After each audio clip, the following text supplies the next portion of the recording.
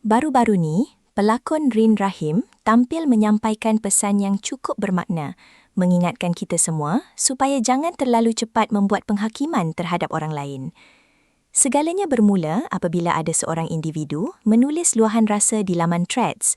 Individu itu meluahkan rasa kesal sambil menyebutkan yang dia pernah sekelas dengan aktris Ruhainis, nama yang kini sering menjadi bualan ramai di media sosial. Menyesal pernah satu kelas dengan dia dulu. Agak-agak siapa Begitulah inti luahan yang dikongsi. Hantaran itu pun tak terlepas daripada perhatian Rin, atau nama sebenarnya Norin Ashikin Abdul Rahim yang berusia 37 tahun.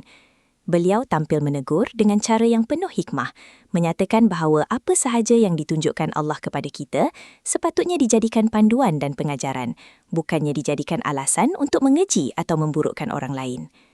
Allah pilih untuk kita nampak keadaan dia supaya kita ambil pengajaran daripadanya, bukan untuk kita hina atau kecam, ujarnya.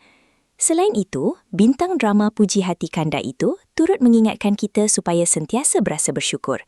Ingatlah, Allah masih menyembunyikan kelemahan dan kesilapan yang ada dalam diri kita masing-masing.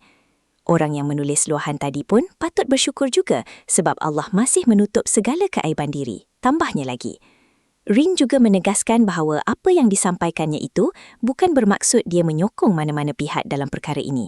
Ia sekadar pandangan peribadi yang ingin dikongsi demi kebaikan bersama. Terima kasih kerana menonton Chua Viral TV. Jangan lupa like, komen dan subscribe untuk terus dapatkan update terkini tentang dunia hiburan Malaysia.